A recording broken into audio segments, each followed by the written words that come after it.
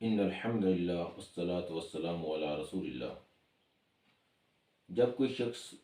فوت ہو جاتا ہے، دنیا سے رخصت ہو جاتا ہے، تو اس کے اصالِ ثواب کے لیے اللہ کے نبی صلی اللہ علیہ وسلم نے کچھ طریقے بتائے ہیں۔ کچھ ایسے طریقے ہیں کہ جو اللہ کے نبی صلی اللہ علیہ وسلم نے اصالِ ثواب کے لیے اختیار کیے، آپ نے ان کا حکم دیا، آپ صلی اللہ علیہ وسلم کے صحابہ کرام نے ان پر عمل کیا، اور اللہ کے نبی صلی اللہ علیہ وسلم نے ان طریقوں کو پسند کیا، جن کو مسنون طریقے کہا جاتا ہے۔ ان کے برعکس کچھ ایسے طریقے بھی ہیں جو لوگوں کے اپنی طرف سے ایجاد ہیں۔ آج ہم کچھ ایسے طریقوں کا ذکر کریں گے کہ جو طریقے اللہ کے نبی صلی اللہ علیہ وسلم نے ایک فوت شدہ شخص کے اصالِ ثواب کے لیے بتائے ہیں۔ اصالِ ثواب کیا چیز ہے؟ کہ ایسا عمل کہ جس کے کرنے سے جو فوت شدہ شخص ہے اس کے، اگر تو وہ خوش قسمتی سے جنتی ہے، نیک ہے، تو اس کے درجات بلند ہو جاتے ہیں۔ اگر وہ بدقسمتی سے جہنمی شخص ہے،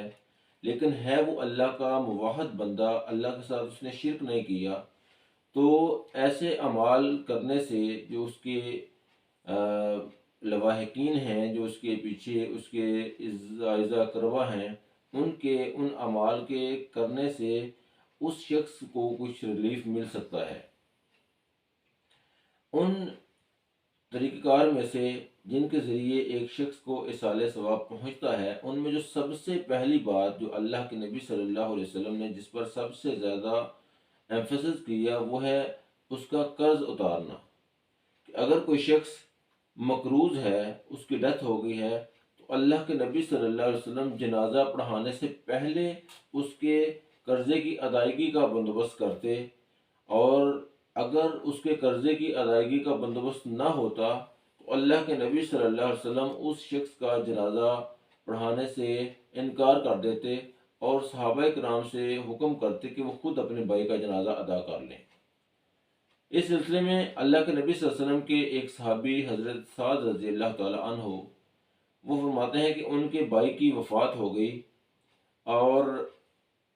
ان کے بھائی کی وفات کے بعد ان پر 300 درہم قرضہ تھا۔ تو اللہ کے نبی صلی اللہ علیہ وسلم نے فرمایا کہ آپ کا بھائی اپنے قرض کی وجہ سے قید میں ہے۔ تو حضرت سعد فرماتے ہیں کہ اللہ کے نبی صلی اللہ علیہ وسلم نے مجھے کہا کہ آپ کا بھائی قید میں ہے، تو میں نے اپنے بھائی کا وہ قرض اتار دیا، اور صرف 2 درہم بچے، جس کا ایک عورت نے دعویٰ کیا تھا۔ تو حضرت سعد کہتے ہیں کہ میں نے اللہ کے نبی صلی اللہ علیہ وسلم سے عرض کی کہ میں نے اپنے بھائی کا سارا قرض اتار دیا ہے، سوائے 2 درہموں کے، جن کا ایک عورت دعویٰ کر رہی ہے، لیکن اس عورت کے پاس اس کی کوئی گواہی نہیں ہے۔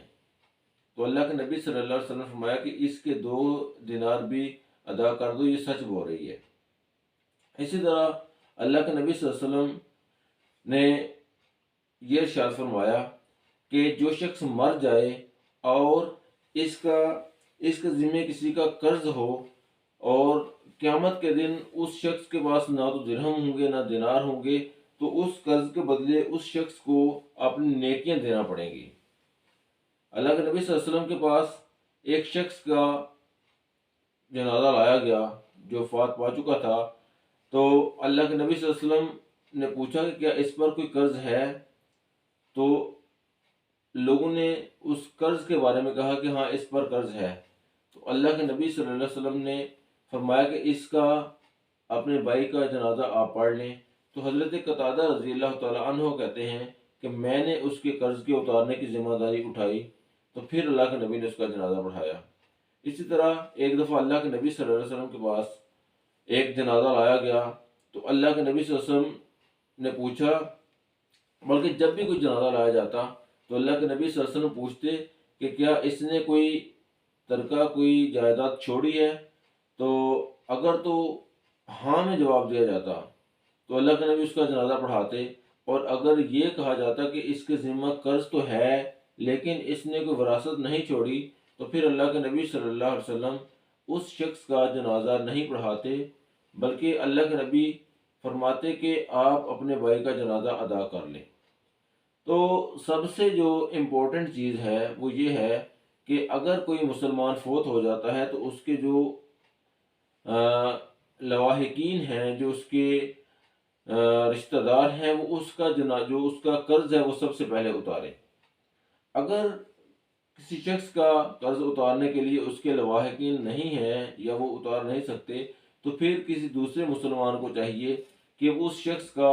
قرض اتاریں، کیونکہ اصال ثواب کے لیے بہت زیادہ کام کیے جاتے ہیں، بہت سے غیر شرعی کام کیے جاتے ہیں، بہت زیادہ پیسہ خرچ کیا جاتا ہے، تو جس کا کوئی بیس نہیں ہے، جس کی کوئی بنیاد نہیں ہے، جس کی کوئی دلیل نہیں ہے، جو کہ بدعات کے زمرہ میں آتا ہے، تو اس کے اگر کوئی شخص چاہتا ہے کہ کسی دوسرے مسلمان بھائی کے لیے اصال ثواب کا کوئی کام کرے، تو اس کو چاہیے کہ سب سے پہلے اس شخص کا اگر اس پر کوئی قرض ہے تو اس قرض کو اتارنے کا بندوبست کیا جائے۔ اس کے علاوہ دوسرا جو کام جس پر سب سے زیادہ فوکس کیا جاتا تھا وہ تھا کسی مسلمان کا جنازہ ادا کرنا۔ آج کل لوگ نماز جنازہ ادا تو کرتے ہیں، لیکن اس نماز جنازہ میں لوگوں کی جو انٹینٹ ہوتی ہے، جو لوگوں کی نیت ہوتی ہے، وہ عام طور پر اس شخص کی، مرنے والے کی جو مغفرت مقصد نہیں ہوتی، بلکہ وہاں پر کچھ سیاسی مقاصد ہوتے ہیں،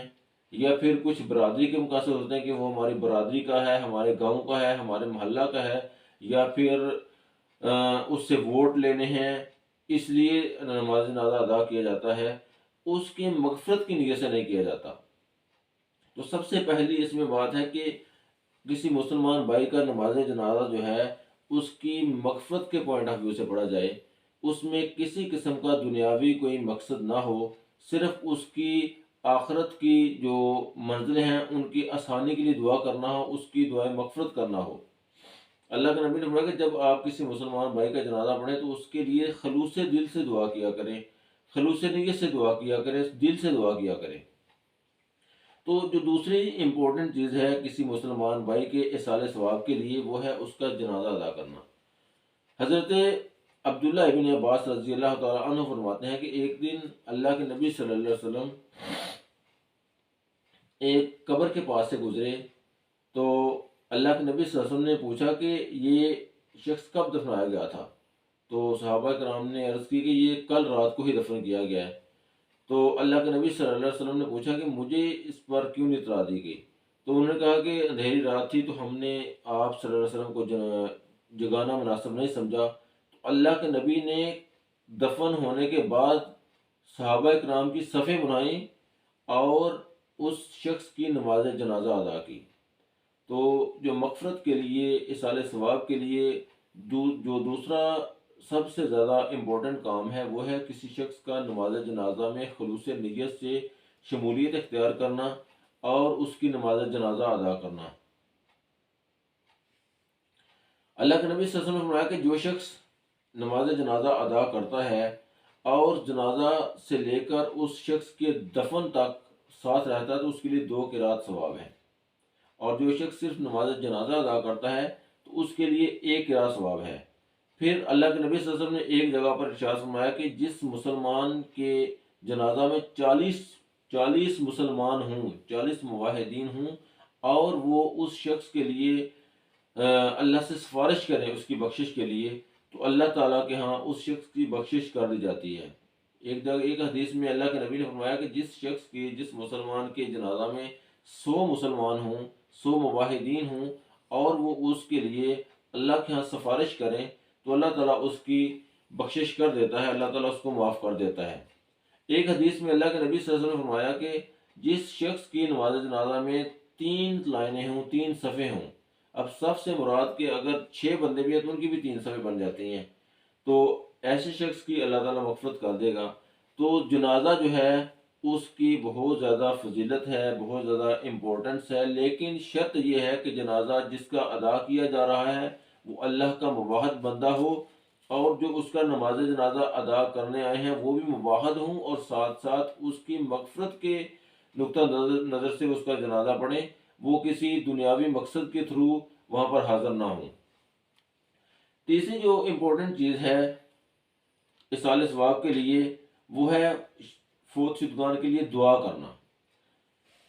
دعا جیسا کہ اللہ تعالیٰ نے قرآن پاک میں فرمایا کہ رب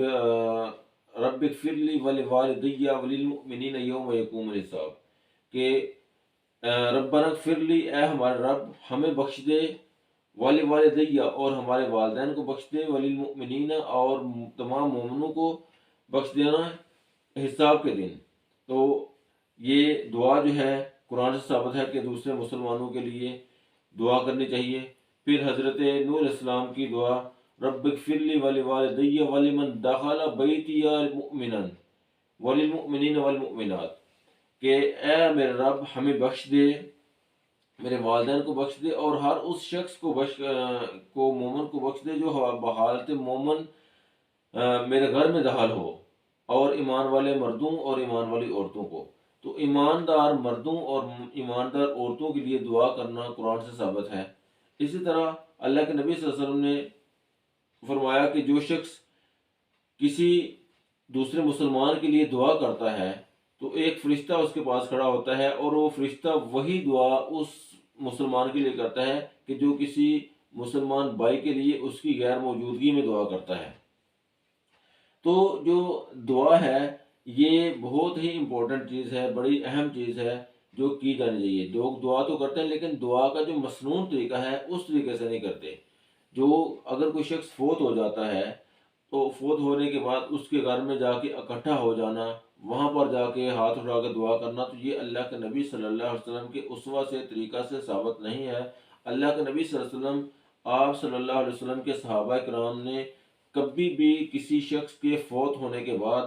اس کے گھر میں جا کر ایسے جوک در جوک جا کر جمع ہو کر دعا کرنے نہیں کی، اور نہ ہی کرنے کا حکم دیا ہے۔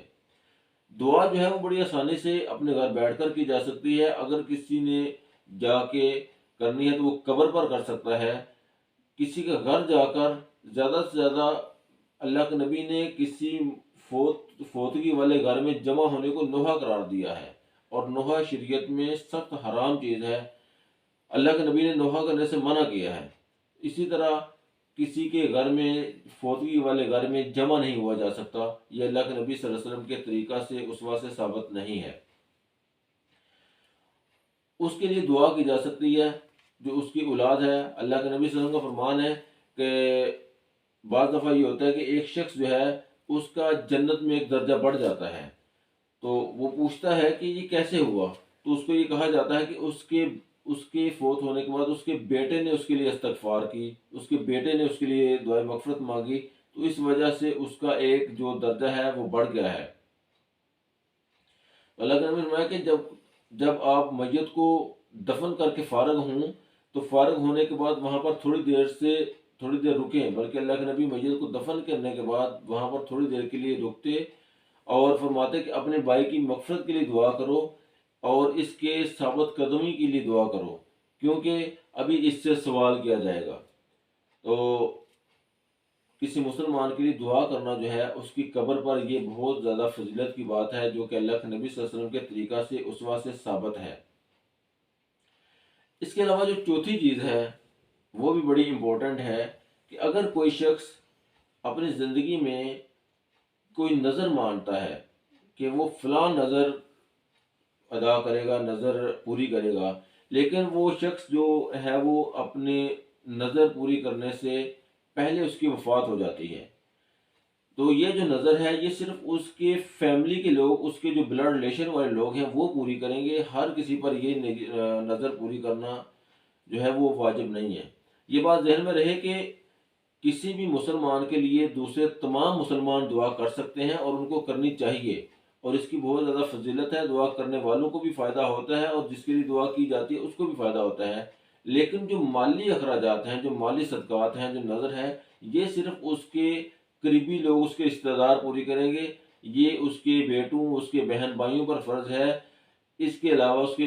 بیوی پر، اس کے خامد پر فرض ہے، ہر مسلمان پر یہ کرنا فرض نہیں ہے۔ باقی جو تمام مسلمان ہیں وہ اپنے مسلمان بھائی کے لیے دعا کریں گے، جو مالی صدقات ہیں، جو مالی خرچ ہے، جو نظر ہے، وہ صرف اس کے رشتہ دار پوری کریں گے، دوسرے لوگ یہ پوری نہیں کریں گے۔ ہاں اگر کوئی کے لیے کسی کا قرض اتارنا چاہتا ہے تو قرض اتارا جا سکتا ہے، جیسا کہ حضرت قتادہ نے ایک شخص کا قرض اتارنے کی ذمہ داری لے لی۔ تو اللہ کے نبی نے فرمایا کہ نظر پوری کرو۔ اللہ کے نبی صلی اللہ علیہ وسلم کے پاس ایک کیس آیا حضرت عائشہ صدیقہ رضی اللہ تعالیٰ، لیکن یہ نظر کے بارے میں یہ بات ذہن میں رکھے کہ نظر جو ہے، اگر کوئی شخص نظر مانتا ہے اور وہ نظر شریعت کے خلاف نہیں ہے، ایسی نظر نہیں مانتا کہ جو اللہ اور اس کے رسول کے حکم کے خلاف ہے۔ مثلا کوئی بندہ نظر مان لیتا ہے کہ میں فلاں بزرگ کے نام کا جانور ذبح کروں گا، تو یہ جو نظر ہے یہ حرام ہے، کیونکہ ذبیحہ جو ہے وہ صرف اللہ کے نام کا ہے، تو ایسی نظر پوری نہیں کی جائے گی۔ اگر کوئی شخص اللہ کے نام پر کوئی چیز دینے کی نظر مانتا ہے تو ایسی نظر پوری کی جائے گی، کیونکہ اللہ کے نبی صلی اللہ علیہ وسلم کا فرمان ہے کہ اللہ کی اطاعت والی نظر پوری کی جائے اور اللہ کی نافرمانی والی نظر جو ہے اس کو پورا نہ کیا جائے۔ حضرت سعد بن عبادہ فرماتے ہیں کہ انہوں نے نبی صلی اللہ علیہ وسلم سے ایک نظر کے بارے میں پوچھا کہ جو ان کی والدہ کے ذمہ تھی اور ان کی موت نظر پوری کرنے سے پہلے ہو گئی، تو اللہ کے نبی صلی اللہ علیہ وسلم نے فتویٰ دیا کہ وہ اپنی ماں کی نظر کو پوری کریں، اور بعد میں یہ طریقہ مسنون قرار پایا اور اسی کے مطابق لوگ عمل کیا کرتے تھے۔ اسی طرح ایک شخص اللہ کے نبی صلی اللہ علیہ وسلم کے پاس آیا اور اس نے کہا کہ میری بہن نے نظر مانی تھی کہ وہ حج ادا کریں گی، لیکن وہ حج کرنے سے پہلے ان کا انتقال ہو گیا، وہ وفات پا گئی، تو کیا مجھے یہ نظر پوری کرنی چاہیے؟ تو اللہ کے نبی نے پوچھا کہ اگر تمہاری بہن پر کوئی قرض ہوتا تو کیا تم ادا کرتے؟ تو اس نے آگے سے ہاں میں جواب دیا۔ تو اللہ کے نبی نے فرمایا کہ جو اللہ کا قرض ہے اس کو پورا کرنا زیادہ ثواب کا کام ہے، لہذا اس کو اللہ کے نبی نے حج کرنے کی اجازت دی جو کہ اس کی بہن نے نظر مانی تھی۔ تو یہ 4 طریقے تھے کہ جن کو پورا کرنا، جن کے ذریعے ایک فوت ہونے والے بندے کو ثواب پہنچتا ہے اور یہ اس کو فائدہ دیتا ہے جو کہ مسنون ہے۔